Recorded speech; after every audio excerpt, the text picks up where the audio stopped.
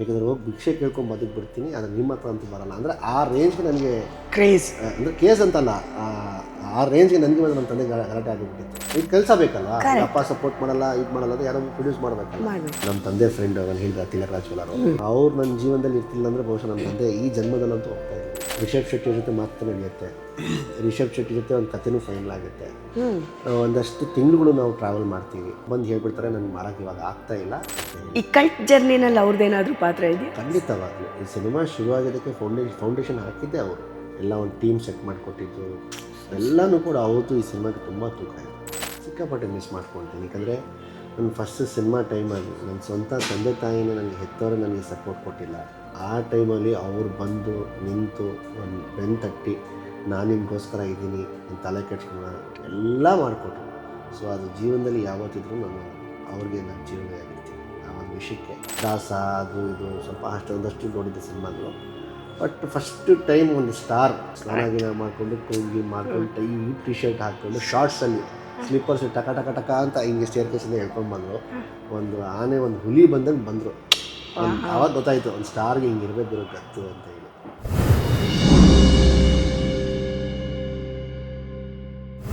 Hi hello ನಮಸ್ಕಾರ ಎಲ್ರಿಗೂ. ಬಂದ್ರೆ ಅಲ್ಲ, ಬನ್ನಿ. ನಮ್ಮ ಚಾನಲ್ ನೋಡಿದ್ರೆ ಕಣ್ಣು ತಂಪಾಗುತ್ತೆ, ಕೇಳಿದ್ರೆ ಕಿವಿ ತಂಪಾಗುತ್ತೆ, ಸಬ್ಸ್ಕ್ರೈಬ್ ಮಾಡಿ ಗಂಟೆ ಹೊಡೆದ್ರೆ ಜೀವನನೇ ತಂಪಾಗಿರುತ್ತೆ ಅಲ್ವಾ? ಈಗ ನಾನು ಕೊಡ್ತಾ ಇರೋ ಸ್ಪೆಷಲ್ ಎಪಿಸೋಡ್ ನೋಡಿದರೆ ಸಕ್ಕತ್ತಾಗಿ ಸ್ಪೆಷಲಾಗಿ ಚಾರ್ಜ್ ಆಗ್ತೀರಾ. ಬಿಕಾಸ್ ನನ್ನ ಜೊತೆ ಇರೋದು ಅಚ್ಚರಿಗಳ ಮೂಟೆ. ನನಗಂತೂ ಸಿಕ್ಕಾಪಟ್ಟೆ ಸರ್ಪ್ರೈಸ್. ನಾವು ಅಂದ್ಕೊಳೋದೇ ಬೇರೆ. ಹಿಂಗಿರ್ಬೋದಾ, ಇದಿರತ್ತೆ ಬಿಡು, ಏನೇನೋ ಅಂದ್ಕೊಂಡಿರ್ತೀವಿ. ಬಟ್ ಒಂದು ದೊಡ್ಡ ಸರ್ಪ್ರೈಸೇ ನಮಗೆ ಕಾದಿತ್ತು 3 ವರ್ಷದ ಹಿಂದೆ. ಎಂಥ ದೊಡ್ಡ ಸರ್ಪ್ರೈಸ್ ಅಂದರೆ, ಒಂದು ದೊಡ್ಡ ಹೆಸರನ್ನು ಕೇಳಿ ಅಂಥವರ ಮಗ, ಹೌದಾ ಇಂಡಸ್ಟ್ರಿ, ಇದೆಲ್ಲ ಕಾಮನ್ ಬಿಡಮ್ಮ, ಎಲ್ಲರಿಗೂ ಇರುತ್ತೆ ಕ್ರೇಜು. ಏನೋ ಬರ್ತಾರೆ ಮಾಡ್ತಾರೆ, ಒಂದು ಶಾಕಿ ಇರ್ಬೋದೇನೋ ಅನ್ನೋದನ್ನು ತುಂಬ ಜನರ ಬಾಯಲ್ಲಿ ಕೇಳಿದೆ. ಬಟ್ ಆ ಎಲ್ಲ ಪ್ರಶ್ನೆಗಳಿಗೂ ಸಕ್ಕತ್ತಾಗಿ ಸೂಪರ್ ಡೂಪರಾಗಿ ಆನ್ಸರ್ ಮಾಡಿದವರು ನನ್ನ ಪಕ್ಕ ಕೂತಿದ್ದಾರೆ. ಎಷ್ಟು ವಿಷಯಗಳಲ್ಲಿ ನನಗೆ ಅವ್ರ ಬಗ್ಗೆ ಸರ್ಪ್ರೈಸ್ ಅನಿಸಿದೆ, ಎಷ್ಟು ಅಚ್ಚರಿಗಳನ್ನಿಸಿದೆ. ಆ ಎಲ್ಲ ಕುತೂಹಲಗಳನ್ನ ಅವ್ರ ಮುಂದೆ ಇಡ್ತಾ ಹೋಗ್ತೀನಿ. ಅವ್ರು ನನಗೆ ಎಷ್ಟು ಹಿಡಿತಕ್ಕೆ ಸಿಗ್ತಾರೆ ಅಂತ ನಾನು ಟ್ರೈ ಮಾಡ್ತೀನಿ ಇವತ್ತು. ಅದನ್ನು ನಿಮಗೆ ಕೊಡೋಕ್ಕೂ ಟ್ರೈ ಮಾಡ್ತೀನಿ. 3 ವರ್ಷದ ಕೆಳಗೆ ಮಿಸ್ ಆಗಿಬಿಟ್ಟಿದ್ರು, ಬಟ್ ಇವತ್ತು ಕ್ಯಾಚ್ ಹಾಕೊಂಬಿಟ್ಟಿದ್ದೀವಿ ಅವ್ರನ್ನ. ಬನ್ನಿ ಮಾತಾಡ್ಸೋಣ. 10 ವರ್ಷದ ಕೆಳಗೆ ಯಶ್ ಅವ್ರು ಬಂದಿದ್ದರು, ಆ ಥರ ಇವತ್ತು ಇವ್ರು ಬಂದಿದ್ದಾರೆ. ಈ 3 ವರ್ಷದ ಜರ್ನಿ, ಈ 3 ವರ್ಷ ಯಾಕೆ ಗ್ಯಾಪ್ ಮಾಡಿದ್ರು, ಪ್ರತಿಯೊಂದು ಕೇಳಿ ತಿಳ್ಕೊಬೇಕು. ನನ್ನ ಜೊತೆ ಯಾರು ಕೂತಿದ್ದಾರೆ, ನನ್ನದು ದೆನ್ ಕಲ್ಟ್ ಹೀರೋ. ಬನ್ನಿ, ಜಯೀದ್ ಖಾನ್ ಅವರು ಇದ್ದಾರೆ, ಮಾತಾಡ್ಸೋಣ. ಆ್ಯಂಡ್ ನನಗೆ ಅವರು ಕುತೂಹಲಗಳ ಮೂಟೆ ಇವತ್ತು. ಅವ್ರನ್ನ ಮಾತಾಡಿಸ್ತಾ ಹೋಗ್ತೀನಿ. ಎಷ್ಟೊಂದು ಜನ ಇಂಟರ್ವ್ಯೂ ಮಾಡಿಬಿಟ್ಟಿದ್ದಾರೆ ಸರ್. ಆಲ್ರೆಡಿ ನಿಮಗೆ ಕಬ್ಬಿನ ಸಿಪ್ಪೆ ಮಾಡಿಬಿಟ್ಟಿದ್ದಾರೆ, ಎಲ್ಲ ಹಿಂಡಿ ಹೀರಿಬಿಟ್ಟಿದ್ದಾರೆ. ಬಟ್ ನನಗೆ ನೀವಿವತ್ತು ಸ್ಪೆಷಲ್ಲು. ಆ್ಯಂಡ್ ಹೊಸದಾಗೆ ನನಗೆ ನಿಮಗೆ 1000 ಇಂಟರ್ವ್ಯೂ ಆಗಿರ್ಬೋದು, ಬಟ್ ಇದು ನನ್ನ first interview. Thank you ma'am. ನಂಗೆ ನಿಜವಾಗ್ಲೂ ನನ್ನ ಶೋಗೆ ನಿಮ್ಮನ್ನು ವೆಲ್ಕಮ್ ಮಾಡೋಕ್ಕೆ ಹೆಂಗೆ ಅಂತ ಗೊತ್ತಾಗ್ತಿಲ್ಲ. ಬಿಕಾಸ್ ನೀವು ಅಷ್ಟು, ನನಗೆ ಸುದೀಪ್ ಸರ್ ನೆನಪಾಗ್ತಾರೆ, ಯಶ್ ಅವ್ರ ಸರ್ ನೆನಪಾಗ್ತಾರೆ. ಬಿಕಾಸ್ ಅಷ್ಟು well settled, well known personality ನಿಮ್ಮ ತಂದೆ. ಅಂಥವ್ರ ಜೊತೆ ಇದ್ಕೊಂಡು ನನ್ನ ದಾರಿ ನಾನೇ ಸೃಷ್ಟಿ ಮಾಡ್ಕೊತೀನಿ ಅಂದವರು ಸುದೀಪ್ ಸರ್. ಇವತ್ತು ನೀವು ಹೆಂಗಿದೆ ಈ ಜರ್ನಿ? ಏನು ಅನ್ನಿಸ್ತಿದೆ ಇವತ್ತು ಹಿಂತಿರುಗಿ ನೋಡಿದ್ರೆ? ಒಂದು ನೆಮ್ಮದಿ ಇರುತ್ತೆ. ಏನಕ್ಕಂದರೆ ನಾವು ಆಯ್ಕೆ ಮಾಡಿಕೊಂಡಿರೋ ದಾರಿನ. ಹರ್ಡಲ್ಸ್ ಬರುತ್ತೆ, ಕಷ್ಟ ಬರುತ್ತೆ, ನೋವುಗಳು ಬರುತ್ತೆ, ಆದರೆ ಜ್ವರನೂ ಬರುತ್ತೆ, ಎಲ್ಲ ಥರನೂ ಎಲ್ಲ ಥರ ಪೇನ್ಗಳು ಬರುತ್ತೆ. ಬಟ್ ಆದರೂ ಕೂಡ ಅದೊಂದು ಹುಮ್ಮಸ್, ಅಂದರೆ ಒಂದು ಒಳಗಡೆಯಿಂದ ಒಂದು ಇದು ಬರುತ್ತೆ. ಅಂದರೆ ಕೆಲಸದ ಮೇಲೆ ಅಷ್ಟೊಂದು ನನಗೆ ಇಂಟ್ರೆಸ್ಟ್ ಇರುತ್ತೆ, ಅಷ್ಟೊಂದು ಪ್ರೀತಿ ಇರುತ್ತೆ. ಅಂದರೆ ಸಿನಿಮಾ ಮಾಡಬೇಕು, ಅದು ಮಾಡಬೇಕು, ಇದು ಮಾಡಬೇಕು ಅಂತೇಳಿ ಆ ಪ್ಯಾಷನೇಟ್ ಇಲ್ಲ ಅಂದರೆ ನಿಮಗೆ ಈ ಫೀಲ್ಡಲ್ಲಿ ನೀವು ಕೆಲಸ ಮಾಡೋಕ್ಕಾಗಲ್ಲ. ಅಲ್ಲ, ನಂಗೆ ಒಂದು ಆಶ್ಚರ್ಯ ಏನು ಗೊತ್ತಾ? ಓಕೆ, ಎಲ್ಲ ಪೇಯ್ನ್ಗಳು ಇರುತ್ತೆ. ಈಗ ಅಷ್ಟು ದೊಡ್ಡ ಹೆಸರು ಅಪ್ಪ, ಯಾರಿಗೆ ಗೊತ್ತಿಲ್ಲ ಹೇಳಿ? ನನಗೆ ಆ್ಯಕ್ಚುಲಿ ಗೊತ್ತಿರಲಿಲ್ಲ ಫಸ್ಟು. ನಮಗೆ ರಾಜಕೀಯ ಅಂದ್ರೇ ದೂರ. ನಮ್ಮದೇನಿದ್ರು ಟೋಟಲಿ ಎಂಟರ್ಟೈನ್ಮೆಂಟು. ನನಗಿನ್ನ ಅಷ್ಟು ಇದಿರಲಿಲ್ಲ, ಪರಿಚಯ ಇರಲಿಲ್ಲ ಹೆಸರು. ಚಾಮರಾಜಪೇಟೆನಲ್ಲಿ ದೊಡ್ಡ ಫ್ಲೆಕ್ಸ್ ಇತ್ತು, ಯಾರೋ ಒಂದಷ್ಟು ಜನ ಅನ್ನದಾನ ಮಾಡ್ತಿದ್ರು. ಅದು ಸ್ಟಾಲ್ ಮಾಡಿಬಿಟ್ಟು ಈ ಮಧ್ಯಾಹ್ನದ ಊಟಕ್ಕೆ ಒಂದು ಸಣ್ಣ ಸ್ಟಾಲ್ ಇರುತ್ತೆ ಗೊತ್ತಾ, ಅಂಗಡಿ, ಆ ಥರ ಎಲ್ಲರೂ ಊಟ ಮಾಡ್ತಾರೆ ಹೋಗ್ತಾರೆ. ಆಮೇಲೆ ನಾವೇನಕ್ಕೂ ಶೂಟ್ ಹೋಗ್ತಾಯಿದ್ವಿ. ಏನಕ್ಕೆ ಇಷ್ಟೊಂದು ಜನ ಸೇರೋರು ಇಲ್ಲಿ, ಏನು ಸ್ಪೆಷಲ್ ಇವತ್ತೆ? ದಿನ ಸ್ಪೆಷಲ್ಲೇ ಮೇಡಮ್ ಇಲ್ಲಿ ಅಂತಂದರು. ಹೌದಾ, ನಿಮಗೆ ಗೊತ್ತಿಲ್ವಾ? ಇಲ್ಲ ಗೊತ್ತಿಲ್ಲ, ಅಲ್ಲಿ ನೋಡಿ ಫ್ಲೆಕ್ಸು. ಇವ್ರನ್ನ ನಾನು ನೋಡಿದ್ದೀನಿ ಬಟ್ ಗೊತ್ತಿಲ್ಲ ಜಾಸ್ತಿ. ನಾವು ಪಾಲಿಟಿಕ್ಸಲ್ಲಿ ಅಷ್ಟು ಇಂಟ್ರೆಸ್ಟ್ ಇಲ್ವಲ್ಲ, ಅಷ್ಟೊಂದು ನನಗೆ ಗೊತ್ತಿಲ್ಲ, ಬಟ್ ಗೊತ್ತು. ಇದಕ್ಕೆಲ್ಲ ಕಾರಣ ಇವರೇ. ಇಲ್ಲಿ ಯಾರು ಒಂದು ಪೈಸಾ ಕೊಡಲ್ಲ, ಎಲ್ಲರೂ ಹೊಟ್ಟೆ ತುಂಬ ಊಟ ಮಾಡ್ಕೊಂಡು ಹೋಗ್ತಾರೆ. ದಟ್ ಡೇ ನನಗೆ ತುಂಬ ಸರ್ಪ್ರೈಸ್ ಅನಿಸಿದ್ದು, ಹಿಂಗೂ ಇರ್ತಾರಾ, ಎಲೆಕ್ಷನ್ ಟೈಮಲ್ಲಿ ಇರ್ತಾರೆ ಗೊತ್ತು, ಬಟ್ ಮಾಮೂಲಿ ದಿನಗಳಲ್ಲೂ ಹಿಂಗಿರ್ತಾರಾ ಅಂತೆಲ್ಲ ಅನಿಸಿ ಅವತ್ತಿಂದ ನನಗೆ ರಿಜಿಸ್ಟರ್ ಆಯಿತು ಅಪ್ಪನ ಹೆಸರು. ಅಂಥ ದೊಡ್ಡ ಪರ್ಸ್ನಾಲಿಟಿ ಜೊತೆಲಿರಬೇಕಾದ್ರೆ ನೀವು ರಿಲ್ಯಾಕ್ಸ್ ಆಗಿ ಆರಾಮಾಗಿ ಇದ್ಬಿಡ್ಬೋದಿತ್ತು. ಬಟ್ ಇದು ಹೀರೋ ಆಗೋದು ಕಷ್ಟ ಸರ್. ಜನ ಮೆಚ್ಕೋಬೇಕು, ಓಟ್ ಹಾಕೋದು ಎಷ್ಟು ಕಷ್ಟನೋ ಜನ ಥಿಯೇಟ್ರಿಗೆ ಬರೋದು ಅಷ್ಟೇ ಕಷ್ಟ. ಸೊ ಈ ದಾರಿನ ಯಾಕೆ ಆಯ್ಕೆ ಮಾಡ್ಕೊಂಡ್ರಿ? ಅದು ಗೊತ್ತಿಲ್ಲ ಮ್ಯಾಮ್, ನನಗೆ ಚಿಕ್ಕ ವಯಸ್ಸಿಂದ ಒಂದು ಹುಚ್ಚುತನೋ ಏನೂ ಗೊತ್ತಿಲ್ಲ. ನಾನು ಸ್ಟಾರ್ ಆಗಬೇಕು, ಹೀರೋ ಆಗಬೇಕು ಅನ್ನೋ ಭಾರಿ ಆಸೆ ಇಟ್ಕೊಂಡಿದ್ದೆ. ಸೊ ಇದೇ ದಾರಿಯಲ್ಲೇ ನಾನು ನಡ್ಕೊಳ್ಬೇಕು, ಇದು ನನ್ನ ಕರಿಯರ್ ಮಾಡ್ಕೊಳ್ಬೇಕು ಅಂತಲೇ ಹೇಳಿ ಹಠ ಮಾಡ್ಕೊಂಡು ನಿಂತ್ಕೊಳ್ಳುವಾಗ ಫ್ಯಾಮಿಲಿ ಸಪೋರ್ಟ್ ಮಾಡಿಲ್ಲ, ನಮ್ಮ ತಂದೆನೂ ಸಪೋರ್ಟ್ ಮಾಡಿಲ್ಲ. ಅವ್ರ ಅಗೇನ್ಸ್ಟ್ ಹೋಗಿ ಮನೆ ಬಿಟ್ಟು ಓಡೋಗಿದ್ದೆ ಬಾಂಬೆಗೆ. ಅದಕ್ಕೆ ನಾನು ಹೇಳಿದ್ದು ನನಗೆ ಹೊಸ್ದು ಅಚ್ಚರಿಯ ಮೂಟೆ ಅಂತ ಯಾಕೆ ಹೇಳಿದೆ ಅಂದರೆ ಇದಕ್ಕೆ. ಓಕೆ, ಮತ್ತೆ ಅವ್ರು ಹಿಡ್ಕೊಂಡು ಕರ್ಕೊಂಡ್ಬಂದರು. ಮತ್ತೆ ಸರಿ ಆಯಿತು, ನೀನು ಏನು ಮಾಡ್ಕೊತೀಯ ಮಾಡ್ಕೊಂಡು, ನೀನು ಇಷ್ಟೊಂದು ನಿಂತ್ಕೊಂಡೇ ಬಿಟ್ಟಿದ್ಯಾ ಅಂದರೆ ನೀನು ಮಾಡಲೇಬೇಕು ಅಂತ ಹೇಳಿ ಈಗ ನಾನು ನಿನ್ನ ನಿಲ್ಲಿಸಲ್ಲ, ಬಟ್ ನಮ್ಮ ಕಡೆಯಿಂದ ನಿನಗೇನೂ ಸಪೋರ್ಟ್ ಇರಲ್ಲ, ಯಾವ ವಿಷಯದಲ್ಲೂ ಕೂಡ ನನಗೆ ನಮ್ಮ ಕಡೆಯಿಂದ ಸಪೋರ್ಟ್ ಇರಲ್ಲ. ಆಯಿತು ಪರವಾಗಿಲ್ಲ, ನನಗೆ ನನ್ನ ಮೇಲೆ ನನಗೆ ಭರವಸೆ ಇದೆ, ಬೇಕಾದ್ರೆ ಹೋಗಿ ಭಿಕ್ಷೆ ಕೇಳ್ಕೊಂಡು ಬದುಕ್ಬಿಡ್ತೀನಿ, ಆದರೆ ನಿಮ್ಮ ಹತ್ರ ಅಂತೂ ಬರಲ್ಲ. ಅಂದರೆ ಆ ರೇಂಜ್ಗೆ ನನಗೆ ಕ್ರೇಜ್, ಅಂದರೆ ಕೇಸ್ ಅಂತಲ್ಲ, ಆ ರೇಂಜ್ಗೆ ನನಗೆ ಮತ್ತು ನಮ್ಮ ತಂದೆ ಗಲಾಟೆ ಆಗಿಬಿಟ್ಟಿತ್ತು. ಅಂದರೆ ಆ ರೇಂಜ್ಗೆ ನನಗೆ ಅವಮಾನ ಮಾಡಿದ್ರು, ಆ ರೇಂಜ್ಗೆ ನನಗೆ ಹೇಳಿದ್ರು ಬೇಡ ಅಂತ ಹೇಳಿ. ನನಗೆ ಹಠ, ನಾನು ಮಾಡಬೇಕು, ನಾನು ಹೋಗಲೇಬೇಕು ಅಂತ ಹೇಳಿ. ಆಮೇಲೆ ಅವಳು ತಡಿಲಿಲ್ಲ, ಸರಿ ಹೋಗು ಅಂತ ಅವರೇ ಅಂದ್ಕೊಂಡ್ರು. ಓಕೆ, ಮೇ ಬಿ ಜೋಶಲ್ಲಿ ಇದ್ದಾನೆ, ಒಂದು 5-6 ತಿಂಗಳು 1 ವರ್ಷ ಮಾಡ್ಕೊಂಡು ಮತ್ತೆ ಯೂಟರ್ನ್ ಮಾಡ್ಕೊಂಡು ಬರ್ತಾನೆ ಅಂತ ಅಂದ್ಕೊಂಡಿದ್ರು. ಬಟ್ ನಂದು ಟ್ರ್ಯಾಕ್ನ ನಾನು ಚೇಂಜ್ ಮಾಡಿಲ್ಲ. ಎಷ್ಟು ಚೆನ್ನಾಗಿ ಪ್ಲ್ಯಾನ್ ಮಾಡಿದ್ದೀರಾ ನೀವು, ಎಷ್ಟು ಚೆನ್ನಾಗಿ ಡೆಡಿಕೇಶನ್ ಇದೆ ನಿಮಗೆ.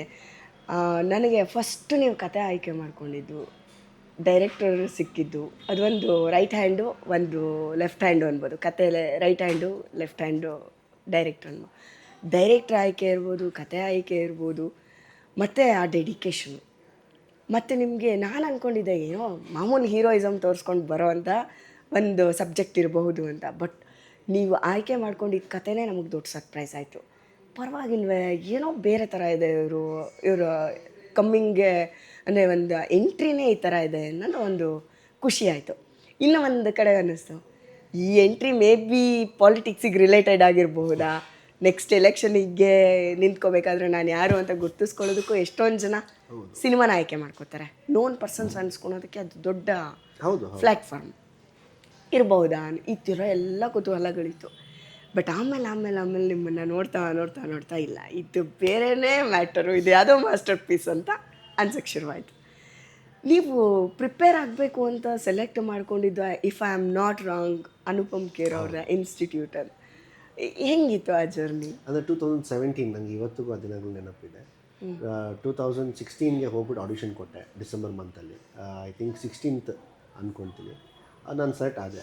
ಅವತ್ತು ರಾತ್ರಿ ಇದು ಬಂತು, ರಿಪೋರ್ಟ್ ಕಾರ್ಡ್ ಬಂತು, ಯು ಸೆಲೆಕ್ಟೆಡ್ ಅಂತ ಹೇಳಿ. ಅಂದರೆ ಪೊಟೆನ್ಷಿಯಲ್ ಇದ್ರೇ ಅವರು ಆಯ್ಕೆ ಮಾಡಿ, ಸುಮ್ಮನೆ ಅವ್ರು ಕಾಸು ಕೊಟ್ಟರೆ ಇದು ಮಾಡಲ್ಲ. ಕರೆಕ್ಟ್. ಸೊ ಅಲ್ಲಿ ಪಾಸ್ ಆದೆ. ಮತ್ತು ಅವ್ರು ಹೇಳಿದ್ರು January 2 ಕ್ಲಾಸಸ್ ಸ್ಟಾರ್ಟ್ ಅಂತ ಹೇಳಿ. ಸೊ ಅಲ್ಲಿ ಇವಾಗ ಫೈನಾನ್ಷಿಯಲಿ ನಮಗೆ ನಮ್ಮ ತಂದೆನೂ ಸಪೋರ್ಟ್ ಮಾಡ್ತಾ ಇರಲಿಲ್ಲ. ಸೊ ನಮ್ಮ ತಂದೆ ಫ್ರೆಂಡು ತಿಲಕ್ ರಾಜ್ ಬಲ್ಲಾರ್, ಅಂದರೆ ನನ್ನ ಮೊದಲನೇ ಸಿನಿಮಾದು ಪ್ರೊಡ್ಯೂಸರ್, ನಿರ್ಮಾಪಕರು, ಅವ್ರು ನನಗೆ ಅಲ್ಲಿ ಒಂದು ಚಿಕ್ಕದೊಂದು PG ಅಲ್ಲಿ ಒಂದು ಮನೆ ಕೊಡಿಸಿ 1 BHKದು ಅಲ್ಲಿ ಇರ್ತಿದ್ದೆ ನಾನು. ಸೊ ಅವರೇ ಅಡ್ಮಿಷನ್ ಮಾಡಿಸಿ ನನಗೆ 2017. ಸೊ ಅಲ್ಲಿ ಕೋರ್ಸ್ ಮಾಡಿದ್ದು ನಾನು ಅನುಪಮ್ ಖೇರಲ್ಲಿ. ಸೊ ಆಲ್ಮೋಸ್ಟ್ 1 year ನಾನು ಬಾಂಬೆಯಲ್ಲಿದ್ದೆ. ಆ್ಯಕ್ಟಿಂಗ್ ಆಗ್ಬೋದು, ಥಿಯೇಟರ್ಸ್ ಮಾಡಿಕೊಂಡು ಈ ಥರ ಮಾಡ್ಕೊಂಡಿದ್ದೆ. ಅನುಪಮ್ ಖೇರ್ ಇನ್ಸ್ಟಿಟ್ಯೂಟಲ್ಲಿ ಹೆಂಗಿತ್ತು ತರಬೇತಿ? ನಿಮಗೆ ಏನೇನು ಚಾಲೆಂಜಸ್ ಬಂತು? ಚಾಲೆಂಜಸ್ ಏನೂ ಬರಲ್ಲ, ಎಲ್ಲ ಅವ್ರು ಬೇಸಿಕ್ ಹೇಳ್ಕೊಳ್ಳೋದು, ಎಲ್ಲ ಬೇಸಿಕ್. ಹೀಗೆ ಮಾಡಿ ಅಂತ ಯಾವತ್ತೂ ಇರಲ್ಲ. ಟೈಮಿಂಗ್ಸ್ ಬಗ್ಗೆ ಹೇಳ್ತಾರೆ, ಬ್ರೀತ್ ಯಾವ ರೀತಿ, ಯಾವ ಟೈಮ್ಗೆ ಯಾವ ಥರ ಬ್ರೀತಲ್ಲೇ ಚೇಂಜ್ ಆಗುತ್ತೆ ಮನುಷ್ಯನ ಇಮೋಷನ್ಸು. ಕ್ಯಾರೆಕ್ಟ್ರಿಗೆ ಹೆಂಗೆ ನೀವು ಪ್ರಿಪೇರ್ ಆಗಬೇಕು, ಆ್ಯಸ್ ಅನ್ ಆರ್ಟಿಸ್ಟಾಗಿ ನೀವೇನು ಮಾಡ್ಕೊಬೇಕು ಅಂತೇಳಿ. ಆಮೇಲೆ ಮೆಥಡ್ ಆ್ಯಕ್ಟಿಂಗ್ ಅಂತ ಬರುತ್ತೆ, ಹಲ್ವಾರು ಟೈಪ್ಸ್ ಆಫ್ ಆ್ಯಕ್ಟಿಂಗ್ಸ್ ಬರುತ್ತೆ. ಸೊ ನಾನು ಯಾವ ಥರ ಪಾತ್ರ ಆಯ್ಕೆ ಮಾಡ್ಕೊತಾ ಇದ್ದೀನಿ, ಆ ಪಾತ್ರಕ್ಕೆ ನನಗೆ ಯಾರು ಇನ್ಸ್ಪಿರೇಷನ್ ಆಗ್ತಾರೆ, ವರ್ಕ್ಶಾಪ್ ನೀವು ಹೇಗೆ ಮಾಡ್ಕೊಳ್ಬೇಕು ಅಂತ ಹೇಳಿ ನಿಮಗೆ ಒಂದು ರೇಂಜ್ಗೆ ಪ್ರಿಪೇರ್ ಮಾಡಿ ಕಳಿಸ್ತಾರೆ. ಬಟ್ ನಿಜ ಜೀವನದಲ್ಲಿ ನೀವು ಸಿನಿಮಾ ಫೀಲ್ಡ್ಗೆ ಹೋಗಿ ಅಲ್ಲಿ ಏನು ಕಲಿತಿಲ್ಲ ಅದೇ ಪ್ರಾಕ್ಟಿಕಲ್ ಇಸ್ ಪ್ರಾಕ್ಟಿಕಲ್. ಬಟ್ ಅದು ನನಗೆ ತುಂಬ ಹೆಲ್ಪ್ ಮಾಡ್ತು ನನಗೆ ಪರ್ಸ್ನಲಿ ಆಗಿ. ಇದು ಹೆಂಗೆ ಅಂದರೆ ಡ್ರೈವಿಂಗ್ ಕಲ್ತಂಗೆ ಅಷ್ಟೇ. ಆ ಕಡೆ ಕ್ಲಚ್ಚು ಬ್ರೇಕು ಇರಬೇಕಾದ್ರೆ ನಾವು ಗಾಡಿ ಆರಾಮಾಗಿ ಓಡಿಸ್ಬಿಟ್ಟಿರ್ತೀವಿ. ಇಂಡಿವಿಜುವಲ್ ಆಗಿ ನಾವು ಡ್ರೈವ್ ಮಾಡಬೇಕಾದ್ರೆ ನಮಗೆ ಗೊತ್ತಾಗೋದು. ಬಟ್ ಬೇಸಿಕ್ಸ್ ಗೊತ್ತಿರುತ್ತೆ. ಸೊ ಅದು ನಮಗೆ ಸ್ವಲ್ಪ ಕಾನ್ಫಿಡೆನ್ಸ್ ಬರುತ್ತೆ. ಆಮೇಲೆ ಹೋಗ್ತಾ ಹೋಗ್ತಾ ಮಾಡ್ಕೊಂಡು ನಾವು ಕಲಿತೀವಿ. ಇಷ್ಟೆಲ್ಲ ನೀವು ತರಬೇತಿ ತೊಗೊಂಡ್ರಿ, ಬಟ್ ಥಿಯೇಟರ್ ಅಂತ ಬಂದರೆ ಅದೇ ಬೇರೆ ಎಕ್ಸ್ಪೀರಿಯನ್ಸ್. ಹೌದು, ಅದು ಲೈವ್ ಆಡಿಯನ್ಸ್ ಇರ್ಬೋದು, ಅಲ್ಲಿ ಬರೋ ಚಾಲೆಂಜಸ್ ಇರ್ಬೋದು. ಅಂದರೆ ತುಂಬ ಎಕ್ಸಾಚುರೇಟ್ ಆಗಿ ನೀವು ಆ್ಯಕ್ಟಿಂಗ್ ಮಾಡಬೇಕು, ತುಂಬ ಲೌಡ್ ಆಗಿರಬೇಕು. ಆಮೇಲೆ ನೀವು ಹಿಂಗೆ ಮಾಡ್ತಲ್ಲ, ಹೀಗೆ ಮಾಡ್ದೇ ಅಲ್ಲಿವರೆಗೂ ಕಾಣಿಸ್ಕೊಳ್ಳೋದು. ಸೊ ಅದು ಕಂಪ್ಲೀಟ್ ಬೇರೆ ಮ್ಯಾಮ್. ಬಾಂಬೆಯಲ್ಲಿ ಜುಹು ಅಲ್ಲಿ ಪೃಥ್ವಿ ಥಿಯೇಟ್ರ್ ಅಂತ ಏನೋ ಒಂದಿತ್ತು. ಅಲ್ಲಿ ನಾನು ಹೋಗ್ಬಿಟ್ಟು ಶೋಸ್ ಮಾಡ್ತಾಯಿದ್ದೆ. ಅಲ್ಲಿ ನಮಗೆ ದಿನಕ್ಕೆ 600 ರೂಪಾಯಿ 700 ರೂಪಾಯಿ ಪೇನೂ ಮಾಡ್ತಾಯಿದ್ರು. ನನಗೀಗ ಅರಸು ಸಿನಿಮಾ ನೆನಪಾಗ್ತಿದೆ ಸರ್. ಹಾಂ.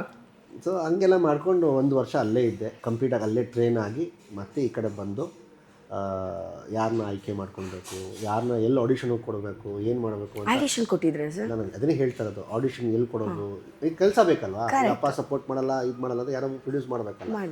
ಸೊ ನಂದು ಒರ್ನಾಟ, ನನ್ನ ಡಿಸಿಪ್ಲಿನ್ನು, ನನ್ನ ಡೆಡಿಕೇಶನು ಎಲ್ಲ ನಮ್ಮ ತಂದೆ ಫ್ರೆಂಡ್ ನಾನು ಹೇಳಿದ ತಿಲಕ್ ರಾಜ್ವಲ್ ಅವರು ತುಂಬ ಅಬ್ಸರ್ವ್ ಮಾಡ್ತಾಯಿದ್ರು. ಅವರೇ ಬಂದು ಹೇಳ್ಬಿಟ್ರು, ನಾನೇ ನಿಮಗೆ ಸಿನಿಮಾ ಪ್ರೊಡ್ಯೂಸ್ ಮಾಡ್ತೀನಿ, ನೀನು ಅಷ್ಟೊಂದು ಒದ್ದಾಡ್ತಿದೆಯಲ್ಲ, ನನಗೆ ನೋಡೋಕೆ ಆಗ್ತಾ ಇಲ್ಲ, ನಾನೇ ನಿಮ್ಗೆ ಒಂದು ಸಿನಿಮಾ ಪ್ರೊಡ್ಯೂಸ್ ಮಾಡ್ಕೊತೀನಿ. ಅವ್ರು ಫಸ್ಟ್ ಸಿನಿಮಾ ಪ್ರೊಡ್ಯೂಸ್ ಮಾಡಿದ್ರು. ಈ ತಿಲಕ್ ರಾಜ್ ಅವರ ಒಡನಾಟ ಅದೇ ಈಗ ಅಪ್ಪಂಗಿರ್ಬೋದು, ಫ್ಯಾಮಿಲಿಗಿರ್ಬೋದು, ಬಿಡಿ ಪಾಪ ಅಂತೇಳಿ. ಹೌದಾ? ಅವ್ರು ನನ್ನ ಜೀವನದಲ್ಲಿ ಇರ್ತಿಲ್ಲ ಅಂದರೆ ಬಹುಶಃ ನಮ್ಮ ತಂದೆ ಈ ಜನ್ಮದಲ್ಲಂತೂ ಹೋಗ್ತಾ ಇರಲಿಲ್ಲ, ನೀವು ಹೀರೋ ಆಗ್ತಾ ಇರಲಿಲ್ಲ. ಜಯತೀರ್ಥ ಅವ್ರನ್ನ ಹೆಂಗೆ ಇದಾಯಿತು ನಿಮಗೆ? ಅಂದರೆ ಫಸ್ಟ್ ನಮಗೆ ರಿಷಬ್ ಶೆಟ್ಟಿ ಅವರು ಪರಿಚಯ ಆಗ್ತಾರೆ. ರಿಷಬ್ ಶೆಟ್ಟಿ ಜೊತೆ ಮಾತು ನಡೆಯುತ್ತೆ. ರಿಷಬ್ ಶೆಟ್ಟಿ ಜೊತೆ ಒಂದು ಕಥೆನೂ ಫೈನಲ್ ಆಗುತ್ತೆ. ಒಂದಷ್ಟು ತಿಂಗಳುಗಳು ನಾವು ಟ್ರಾವೆಲ್ ಮಾಡ್ತೀವಿ. ಆಮೇಲೆ ಅವರು ಒಂದಷ್ಟು ಪರ್ಸ್ನಲ್ ಕಮಿಟ್ಮೆಂಟ್ಸಿಂದ ಹೀರೋ ಆಗಿ ಬೇರೆ ಬೇರೆ ಸಿನಿಮಾಗಳು ಒಪ್ಕೊಳ್ತಾರೆ. ಆವಾಗ ನಾನು ವೇಟ್ ಮಾಡಬೇಕಾಗಿರುತ್ತೆ ಅವ್ರಿಗೆ ಮುಗಿಸ್ಕೊಂಬರೋವರೆಗೂ. ಆಮೇಲೆ ಒಂದು ಪಾಯಿಂಟ್ ಆಫ್ ಟೈಮು ಅವ್ರು ಬಂದು ಹೇಳ್ಬಿಡ್ತಾರೆ, ನನಗೆ ಮಾಡೋಕ್ಕೆ ಇವಾಗ ಆಗ್ತಾ ಇಲ್ಲ, ಬೇಕಿದ್ರೆ ಬಹುಶಃ ಮುಂದಿನ ದಿನಗಳಲ್ಲಿ ಮಾಡ್ತೀನಿ ನಾನು ನಿಮಗೆ ಸಿನಿಮಾ, ನೀವು ಬೇರೆಯವ್ರನ್ನ ಯಾರಾದರೂ ಆಯ್ಕೆ ಮಾಡ್ಕೊಳ್ಳಿ ಅಂತ. ನಾನು ಹೇಳಿದೆ, ಸರ್ ಇನ್ನು ಯಾರನ್ನೂ ಆಯ್ಕೆ ಮಾಡ್ಕೊಳ್ಳಿ, 1-1.5 ವರ್ಷ ಆಲ್ರೆಡಿ ವೇಸ್ಟ್ ಆಗೋಯಿತು, ಮತ್ತೆ ಇನ್ನು ಬೇರೆಯವ್ರನ್ನ ಆಯ್ಕೆ ಮಾಡ್ಕೊಂಡ್ರೆ ನಾನು ಎಲ್ಲಕ್ಕೆ ಹೋಗಬೇಕು ಅಂತ. ಆವಾಗ ಅವ್ರು ಬೆಲ್ ಬಾಟಮ್ ಮಾಡಿದರು ಜಯತೀರ್ಥ ಅವ್ರ ಜೊತೆ. ಆವಾಗ ಅವ್ರು ರೆಫರೆನ್ಸ್ ಮಾಡಿದ್ರು. ಜಯತೀರ್ಥ ಅವರು ತುಂಬ ಒಳ್ಳೆ ಡೈರೆಕ್ಟರ್, ಅದರಲ್ಲಿ ಎರಡು ಮಾತಿಲ್ಲ, ಹೋಗಿ ಬೇಕಿದ್ರೆ ಅವ್ರನ್ನ ಒಂದು ಸತಿ ಭೇಟಿ ಮಾಡಿಬಿಟ್ಟು ನೋಡಿ, ನಿಂಗೆ ಅವ್ರು ಶೂಟ್ ಆದರೆ ಅವ್ರ ಜೊತೆ ಸಿನಿಮಾ ಮಾಡಿ ಅಂತ. ಸೊ ಹೋಗಿ ಭೇಟಿ ಆದೆ. ಆ ವ್ಯಕ್ತಿ ನನಗೆ ಅಪ್ಪ ಇಷ್ಟ ಆದರು. ಸೊ ಆವಾಗ ಹಾಗೆ ಜರ್ನಿ ಮಾಡ್ತಾ ಬನಾರಸ್ ಆಗಿತ್ತು ಸಿನಿಮಾ. ಡೈರೆಕ್ಟ್ರು ಸೆಲೆಕ್ಟ್ ಮಾಡ್ಕೊಳೋದು, ತರಬೇತಿ ತೊಗೊಳೋದು ಎಲ್ಲ ಸೆಕೆಂಡರಿ. ನಿಮ್ಮನ್ನು ನೀವು ವೈಭವೀಕರಿಸ್ಕೊಳೋಕ್ಕೆ ಮಾಡಬೇಕಾದಂಥ ಕಥೆಗಳು ಬೇಕಾದಷ್ಟು ಸಿಕ್ಕತ್ತೆ. ಯಾಕೆ ಬನಾರಸ್ ಅಂತ ಕಥೆನ ಆಯ್ಕೆ ಮಾಡ್ಕೊಂಡ್ರಿ? ಅಂದರೆ ನನಗೆ ಒಂದು ಡಿಫ್ರೆಂಟಾಗಿ ಒಂದು ಕತೆ ಬೇಕಾಗಿತ್ತು. ನಾರ್ಮಲ್ ಪ್ಯಾಟರ್ನ್ ಸಿನಿಮಾಗಳು ಮಾಡೋಕ್ಕೆ ನನಗೆ ಇಷ್ಟ ಇಲ್ಲ. ನೀವು ಕಲ್ಟ್ ನೋಡ್ಕೊಳ್ಳಿ, ನಾನು ಬನಾರಸ್ ನೋಡ್ಕೊಳ್ಳಿ, ಇನ್ನು ನೆಕ್ಸ್ಟ್ ನಾನು ಮಾಡೋ ಸಿನಿಮಾಗಳು ನೀವು ನೋಡ್ಕೊಳ್ಳಿ. ನಾನು ಬೇರೆ ಒಂದು ಸೆಟ್ ಆಫ್ ಆಡಿಯನ್ಸ್ನ ಕ್ರಿಯೇಟ್ ಮಾಡಬೇಕು, ಒಂದು ಬೇರೆ ಥರ ನಾನು ಪೋರ್ಟ್ರೆ ಮಾಡ್ಕೊಳ್ಬೇಕು ಅಂತೇಳಿ. ಏನಕ್ಕಂದ್ರೆ ನನಗೆ ನಾನು ಆ 5 Ws ಏನಿದೆಯಲ್ಲ, ವೈ, ಹೂ, ವೇರ್, ವಾಟ್ ಅಂತ, ಆ 5 Ws ಫಸ್ಟ್ ನಾನು ನನಗೆ ಪ್ರಶ್ನೆ ಮಾಡ್ಕೊಳ್ತೀನಿ. ಅಂದರೆ ನನ್ನ ಸಿನಿಮಾ ಈಗ ನಾಳೆ ರಿಲೀಸ್ ಆಯ್ತಂದರೆ ಹೌಸ್ಫುಲ್ ಅಂತೂ ಆಗಲ್ಲ, ನಾನೇನು ದೊಡ್ಡ ಸೂಪರ್ ಸ್ಟಾರ್ ಅಲ್ಲ. ಆ ದಿನಗಳು ಬರುತ್ತೆ. ಅಂದರೆ ನನ್ನ ಜನಕ್ಕೋಸ್ಕರ ಸಿನಿಮಾ ಮಾಡಬೇಕು, ಮಾಡಿದ್ರೆ ಒಳ್ಳೆ ಸಿನಿಮಾ ಮಾಡಬೇಕು, ಅಥವಾ ಮಾಡೋಕ್ಕೆ ಹೋಗಬಾರ್ದು. ಈಗ ಹೇಗೆ ಆಮಿರ್ ಖಾನ್ಗೆ ಒಂದು ಸೆಟ್ ಆಫ್ ಆಡಿಯನ್ಸ್ ಇದ್ದಾರೆ, ಅವ್ರು ಪ್ರಮೋಷನ್ ಮಾಡಲಿ ಮಾಡದೇ ಇಲ್ಲಿ ಆಮಿರ್ ಖಾನ್ ಸಿನಿಮಾ ಅಂದರೆ ಏನೋ ಒಂದು ಡಿಫ್ರೆಂಟಾಗಿರುತ್ತಪ್ಪ, ನಿಜ. ಆ ಸೆಟ್ ಆಡಿಯನ್ಸ್ನ ನಾನು ಕ್ರಿಯೇಟ್ ಮಾಡಬೇಕು, ಅವ್ರ ತಲೆಗೆ ನಾನು ತುಂಬಬೇಕು. ಜಯದ್ ಖಾನ್ ಸಿನಿಮಾ ಅಂದರೆ ಸಮಥಿಂಗ್ ಡಿಫ್ರೆಂಟ್ ಆಗಿರುತ್ತೆ, ಕತೆ, ಕ್ಯಾರೆಕ್ಟ್ರು, ಈಚ್ ಆ್ಯಂಡ್ ಎವ್ರಿಥಿಂಗ್ ಅಂತ ಹೇಳಿ. ಸೊ ಹಾಗಾಗಿ ನನಗೆ ಆ ಟೈಮ್ ಟ್ರಾವೆಲಿಂಗ್ ಟೈಮ್ ಲೂಪ್ ಅನ್ನೋ ಒಂದು ಕಾನ್ಸೆಪ್ಟ್ ನನಗೆ ತುಂಬ ಇಷ್ಟ ಆಯಿತು. ಅದು ಕನ್ನಡ ಇಂಡಸ್ಟ್ರಿಗೆ ತುಂಬ ಹೊಸದು. ಆ ಮಿಸ್ಟೀರಿಯಸ್ಸು, ಇಲ್ಲಿಂದ ಹುಡುಗ ಬನಾರಸ್ಗೆ ಹೋಗೋದು, ಅವ್ನು ಒದ್ದಾಡೋದು, ಕ್ಷಮೆ ಕೇಳೋದು, ಅದು ನನಗೆ ತುಂಬ ಇಷ್ಟ ಆಯಿತು. ಐ ಥಿಂಕ್ ನನಗೆ ಅದು ಫಸ್ಟ್ ಸಿನಿಮಾ ನನ್ನ ಡೆಬ್ಯೂಗೆ ಐ ಥಿಂಕ್ ಇದು ಕರೆಕ್ಟಾಗಿ ಆಪ್ಟ್ ಆಗಿರುತ್ತೆ ಅಂತ ಹೇಳಿ ಅದನ್ನು ನಾನು ಸ್ವೀಕರಿಸ್ಕೊಂಡೆ. ಆ ಸಿನಿಮಾ ಟ್ರಾವೆಲ್ ಮಾಡುತ್ತಲ್ಲ, ಅಂದರೆ ನಿಮ್ಮ ಡೆಡಿಕೇಶನ್ನು ತುಂಬಾ ಕಾಣಿಸ್ತಿತ್ತು.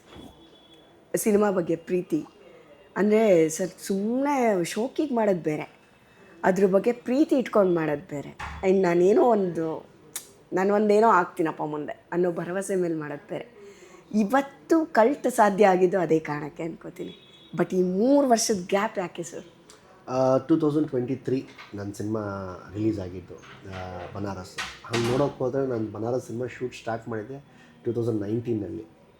ಶೂಟ್ ಶುರು ಮಾಡಿದ್ದು 2020ಗೆ ಫೆಬ್ಗೆ ನಾವು ಕುಂಬಳಕಾಯಿ ಹೊಡೆದಿದ್ದು. ನನ್ನ ಬರ್ಡೇಗೆ ಒಂದು 4 days 5 days ಮುಂಚೆ ಕುಂಬಳಕಾಯಿ ಹೊಡೆದ್ವಿ ಮಾರ್ಚಲ್ಲಿ ಅಥವಾ ಫೆಬ್ ಎಂಡಿಗೆ ನಾವು ಸಿನಿಮಾ ತೆರೆ ಮೇಲೆ ತೊಗೊಂಬರ್ಬೋದು ಅಂತೇಳಿ. ಅದೇ ಟೈಮ್ಗೆ ಫೆಬ್ ಎಂಡಿಂದನೇ ಲಾಕ್ಡೌನ್ ಶುರು ಆಗೋಯ್ತು. ಸೊ ಅಲ್ಲಿ ನನಗೆ 2-3 ವರ್ಷ ವೇಸ್ಟ್ ಆಗೋಯ್ತು. ನಿಮ್ಗೆ ಹೆಂಗೆ ಹೆಜ್ಜೆಗೂ ಕಷ್ಟಗಳು ಬಂದಿದೆ ಸಿಕ್ಕಾಪಟ್ಟೆ ಬಂದಿದೆ ಹರ್ಡಲ್ಸ್. ಆಮೇಲೆ 2023 ಒಂದು ಸ್ಪೇಸ್ ಸಿಕ್ತು. ನವೆಂಬರ್ 4ಗೆ ನಾವು ಬರ್ಬೋದು, ನವೆಂಬರ್ 4th or 6th ಏನೋ ಒಂದು ಡೇಟ್ ಬರ್ಬೋದು ನವಂಬರ್ ಮಂತಲ್ಲಿ ಅಂತ ಹೇಳಿ. ಸೊ ಆವಾಗ ನಾವು ಬನಾರಸ್ ಸಿನಿಮಾನ ರಿಲೀಸ್ ಮಾಡಿದ್ದು. ರಿಲೀಸ್ ಆದ ನಂತರ ಇನ್ನು ಯಾವ ಥರ ಕಥೆಗಳು ಆಯ್ಕೆ ಮಾಡ್ಕೊಳ್ಬೇಕು ನಾನು ಅಂತ ಡಿಸೈಡ್ ಮಾಡ್ಕೊಂಡು ಆಲ್ರೆಡಿ ಒಂದು ಲಿಸ್ಟ್ ಇತ್ತು ನನ್ನ ತಲೆಯಲ್ಲಿ. ಆದರೆ ಅದೇ ಥರ ನನಗೆ ಡೈರೆಕ್ಟರ್ಸ್ಗಳು ಸಿಗ್ತಾ ಇರಲಿಲ್ಲ. ಸೊ ಅದು ನನಗೆ ತುಂಬ ಕಷ್ಟ ಆಗ್ತಾಯಿತ್ತು. ಇವತ್ತಿನ ಡೈರೆಕ್ಟರ್ಸ್ ನಮ್ಮ ಕನ್ನಡ ಇಂಡಸ್ಟ್ರಿಯಲ್ಲಿ ಅವ್ರಿಗೆ ತುಂಬ ಹೊಟ್ಟೆ ತುಂಬಿಬಿಟ್ಟಿದೆ. ಅಂದರೆ ಒಂದು ಸೆಟ್ ಆಫ್ ಅಂದರೆ ಒಂದು ಫ್ಯಾಮಿಲಿ ಸಿನಿಮಾ ಅಂದರೆ ಅವ್ರ ಫ್ಯಾಮಿಲಿ ಸಿನಿಮಾನೇ ಮಾಡ್ಕೊಂಡು ಹೋಗೋದು. ನನಗೆ ಆ ಥರ ಇಷ್ಟ ಇಲ್ಲ. ಹಳೆ ಸಿನಿಮಾಗೆ ಈ ಸಿನಿಮಾ ಕನೆಕ್ಷನ್ ಇರಬಾರ್ದು. ಆವಾಗ ನಾವೇನೊಂದು ಕೆಲಸ ಮಾಡ್ತಾಯಿದ್ದೀವಿ ಅಂತ ಹೇಳಿ. ಕಲೆ ಅದೇನೇ ಅಲ್ವಮ್ಮ, ಸೇಮ್ ಅದೇ ಮಾಡ್ತಾಯಿದ್ರೆ what is the use? So ನನಗೆ ಆ ಪ್ಯಾಷನ್ ಡೈರೆಕ್ಟರ್ಸ್ಗಳು ನನಗೆ ಯಾರೂ ಸಿಗ್ತಾ ಇರಲಿಲ್ಲ. ಸೊ ಕತೆಗಳು ಇಷ್ಟ ಆಗ್ತಾ ಇರಲಿಲ್ಲ. ಅಥವಾ ಚೆನ್ನಾಗಿರೋ ಡೈರೆಕ್ಟರ್ಗಳು ಇದ್ದಾರೆ ನಮ್ಮ ಇಂಡಸ್ಟ್ರಿಲಿ, ಆದರೆ ಬೇರೆ ಬೇರೆ ಸ್ಟಾರ್ಗಳ ಜೊತೆ ಅವ್ರ ಜೊತೆ ಇವ್ರ ಜೊತೆ ಬ್ಯುಸಿಯಾಗಿರೋದ್ರಿಂದ ನನ್ನ ಟೈಮ್ಗೆ ಅವ್ರು ಯಾರೂ ಇರ್ತಾ ಇರಲಿಲ್ಲ. ಸೊ ಆ ಜರ್ನಿ ಮಾಡ್ತಾ 1-1.5 ವರ್ಷ ತೊಗೊಂಡ್ಬಿಟ್ಟೆ ನಾನು ಈ ಕಲ್ಟ್ ಸಿನಿಮಾ ಶುರು ಮಾಡೋದಕ್ಕೆ. ಮತ್ತು 1.5 ವರ್ಷ ಹಿಂದೆಯಿಂದ ಶುರು ಮಾಡಿ ಇವಾಗ ಕಲ್ಟ್ ತೊಗೊಂಡು ಬಂದಿದ್ದು ನಾನು.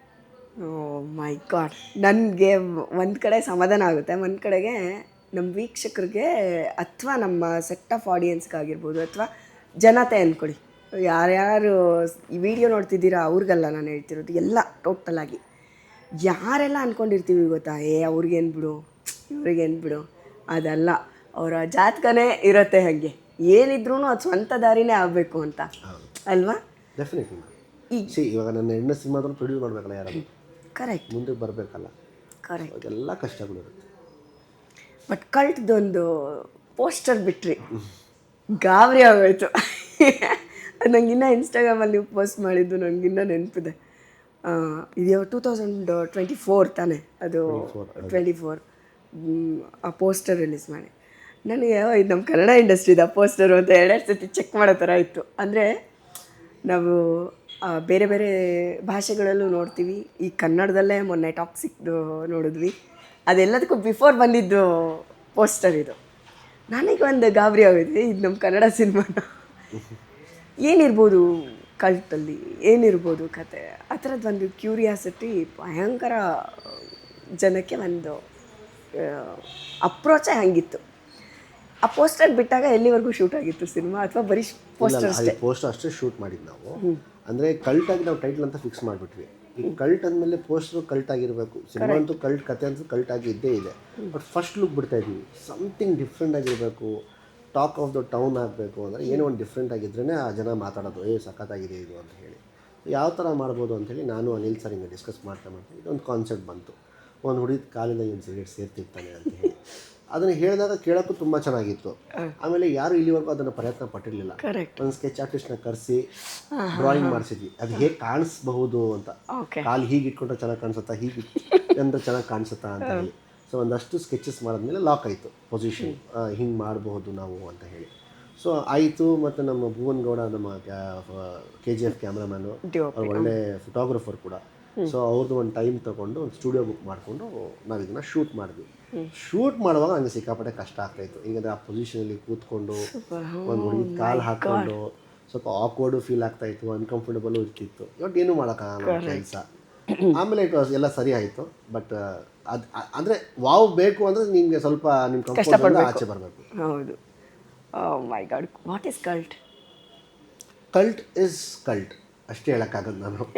ಏನಕ್ಕಂದರೆ ಕಲ್ಟ್ ಅಂದರೆ ಸಿನಿಮಾ ತುಂಬ ಕಲ್ಟ್ ಆಗಿರುತ್ತೆ. ಏನಕ್ಕಂದರೆ ನಾವು ಇತ್ತೀಚೆಗೆ ನೀವೆಲ್ಲ ಯೂಸ್ ಬಾಯಲ್ಲಿ ಕೇಳ್ತಿರ್ತೀರ, ಕಲ್ಟ್ ಸಿನಿಮಾ, ಕಲ್ಟ್ ಶಾರ್ಟ್ಸು, ಇಲ್ಲ ಕಲ್ಟ್ ಫ್ಯಾನ್ಸ್ ಅಂತ ಹೇಳಿ. ಇಡೀ ಕ್ಯಾರೆಕ್ಟರ್ ನಮ್ಮ ಸಿನಿಮಾದಲ್ಲಿ ಏನಿದೆ ಅಂದರೆ ನಂದಾಗ್ಬೋದು, ಮಲೈಕಾ ಅವ್ರದ್ದು, ರಚಿತಾ ಅವ್ರದ್ದು, ಅವ್ರು ಎಲ್ರದ್ದು ಕ್ಯಾರೆಕ್ಟರ್ ತುಂಬ ಕಲ್ಟ್ ಆಗಿರುತ್ತೆ. ಅದು ಜನ ತುಂಬ ಇಷ್ಟಪಡ್ತಾರೆ ಅಂತ ಅನ್ಕೊಳ್ತೀನಿ. ರಚಿತಾ ಅವ್ರದ್ದು ಟ್ರೇಲರ್ ಲಾಂಚ್ ಆದಮೇಲೆ ಅದು ಒಂದು ನೋಡಿ, ಟ್ರೇಲರ್ ಲಾಂಚ್ ಆಗ್ತಿದ್ದಂಗೆ ಮಿಲಿಯನ್ ಕ್ರಾಸ್ ಆಗೋಯ್ತು. ಅಂದರೆ ಜನಕ್ಕೆ ಎಷ್ಟು ಕ್ಯೂರಿಯಾಸಿಟಿ ಇದೆ ಸಿನಿಮಾ ಬಗ್ಗೆ. ಸಕ್ಕತ್ತಾಗಿ ವರ್ಕ್ ಆಯಿತು, ಹಾಡುಗಳಷ್ಟೇ ಚೆನ್ನಾಗಿ ವರ್ಕ್ ಆಯಿತು. ಯಾವುದೇ ಸಿನಿಮಾಗೆ ಮ್ಯೂಸಿಕ್ ಅಂದರೆ ಇಟ್ಸ್ ಅ ಬ್ಯೂಟಿಫುಲ್ ಇನ್ವಿಟೇಷನ್.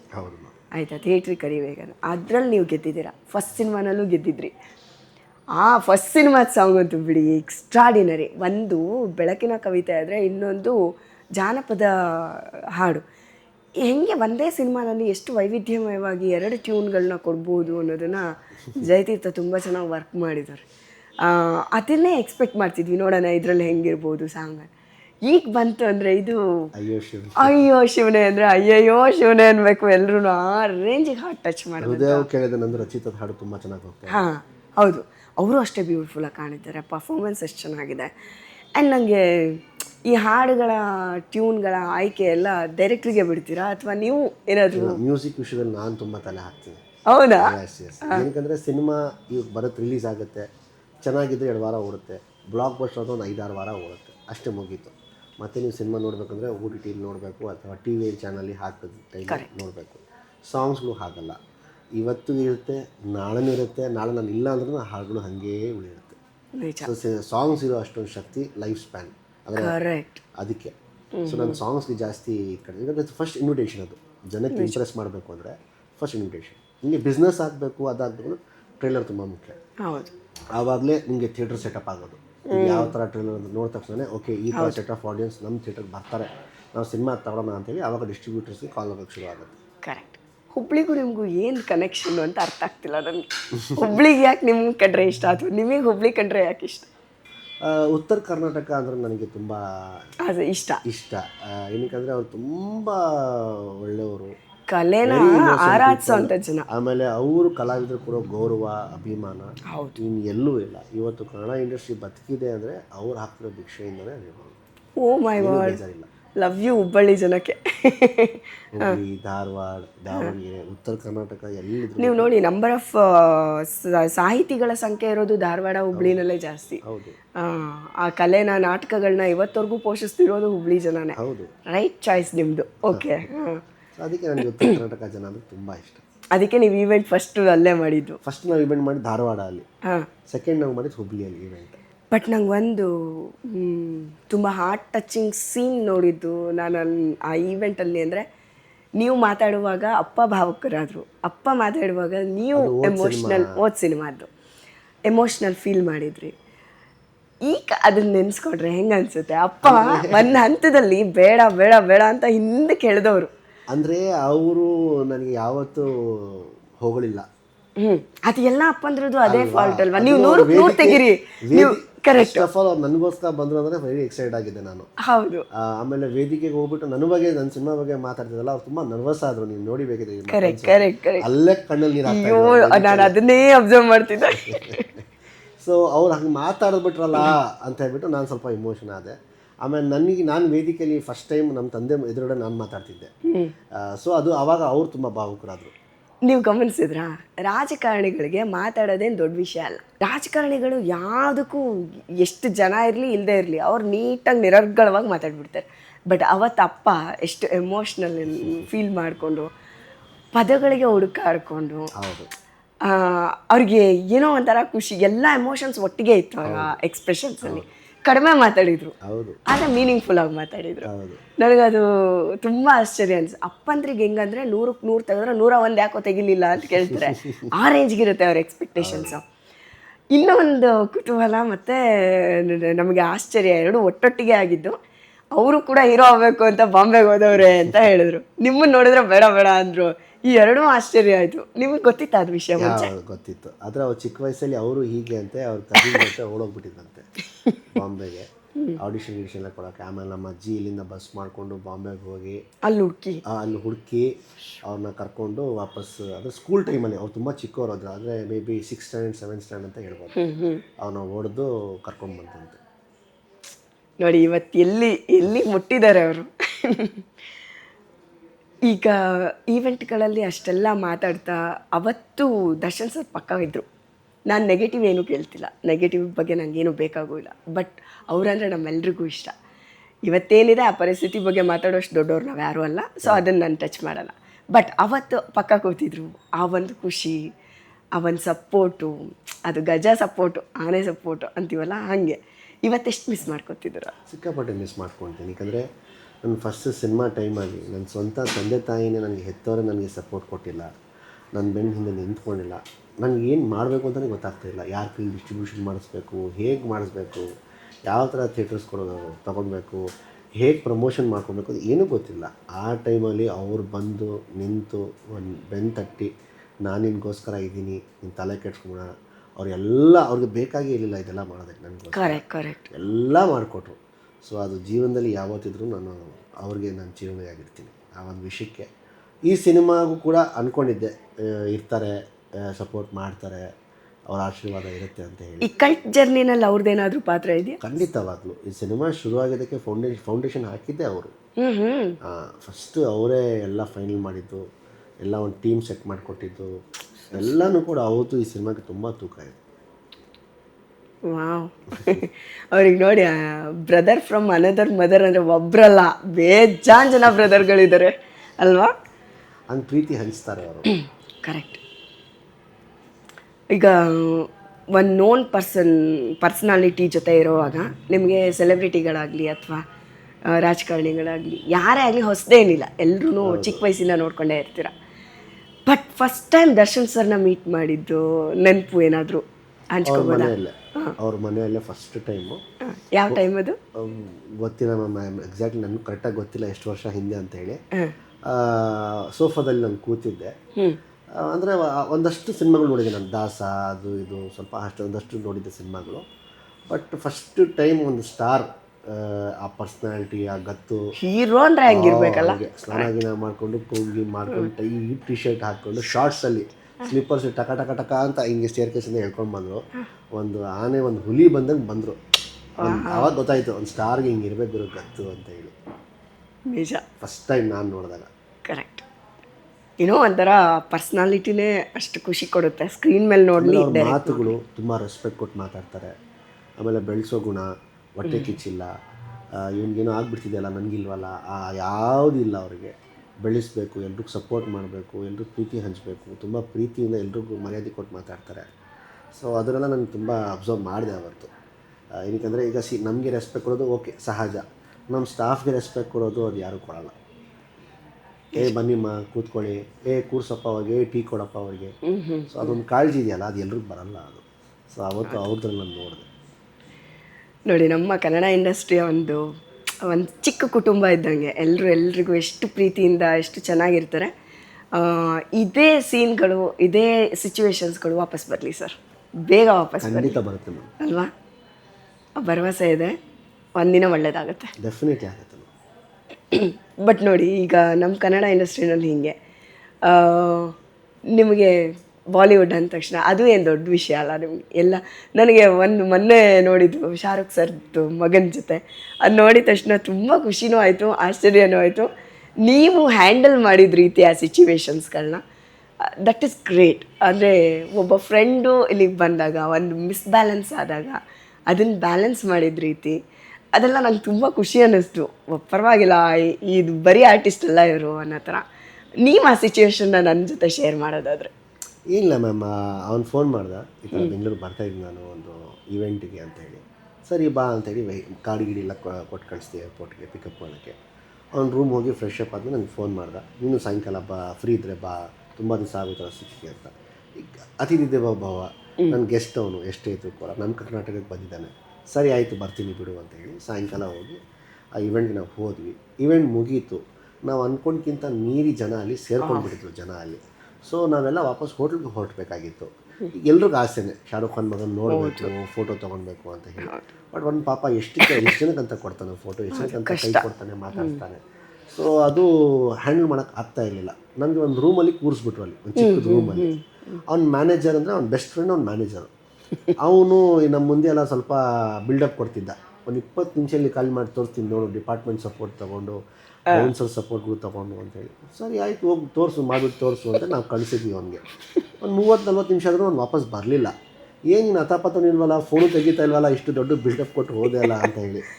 ಆಮೇಲೆ ಅಲ್ಲೇ ಮುಂದೆ ಒಂದು ಬ್ಯಾಲ್ಕನಿ ಇತ್ತು, ನೋಡೋಣ ಅಲ್ಲಿ ಜನ ಖಾಲಿ ಆಗಿದ್ದಾರಾ ಅಥವಾ ಅವನು ಅಲ್ಲಿದ್ದಾನ ಕಾಣಿಸ್ತಾನ ಅಂತೇಳಿ. ಹೊರಗಡೆ ಹೋದಾಗ ನಾನು ಅಲ್ಲೇ ಇದ್ದ. ಅವನು ಆಲ್ಮೋಸ್ಟ್ ಒಂದು 50% ಜನ ಅವ್ನ ಪಾಪ ಕ್ಲಿಯರ್ ಮಾಡಿಸಿದ್ದ. ಇನ್ನೂ ಒಂದಷ್ಟು 50% ಜನ ಇದ್ದರು. ಅವಾಗ ನಾವು ಕೇಳಿದ್ವಿ ಮೇಲೆಯಿಂದ, ಏನಾಯಿತು ಅಂತ. ಒಂದು 5 ಮಿನಿಟ್ 10 ಮಿನಿಟ್ಸ್ ಏನೋ ಒಂದು ಪ್ರಯತ್ನ ಪಡ್ತಾಯಿದ್ದೀನಿ ಅಂತೇಳಿ. ಆವಾಗ ಅವ್ನ ಫ್ರೆಂಡ್ಶಿಪ್ ರೇಕ್ಸೋ ವಿಷಯದಲ್ಲಿ ಅವನು ಅಲ್ಲಿ ಅವನಿಗೆ ತೋರಿಸಿದ್ದು. ಅದು ನೋಡಿದ್ರೆ ಮಿಸ್ ಆಗಿ ಮಾಧ್ಯಮದಲ್ಲಿ ಅದು ಬೇರೆ ಥರ ಗೊಂದಲ ಸೃಷ್ಟಿಯಾಗೋಯಿತು. ಅದು ಜನಕ್ಕೆ ತೋರಿಸಿದ್ದು, ಕರ್ನಾಟಕಕ್ಕೆ ಜನಕ್ಕೆ ತೋರಿಸಿದ್ದು ಅಂತ. ಅದು ಹಂಗಲ್ಲ. ಹೌದು, ಅದು ಕ್ಲಾರಿಟಿ ನೀವು ಆಮೇಲೆ ಕೊಟ್ಟರಿ ಕೂಡ. ಬಟ್ ಕ್ರೇಜ್ ಹೆಂಗಿರುತ್ತೆ, ಮಿಸ್ಅಂಡರ್ಸ್ಟ್ಯಾಂಡ್ಗಳು ಹೆಂಗಿರುತ್ತೆ, ಅದನ್ನು ಬ್ಯಾಲೆನ್ಸ್ ಮಾಡಿದ ರೀತಿ ಇದೆಯಲ್ಲ, ಅದು ನನಗೆ ಇಷ್ಟ ಆಯಿತು.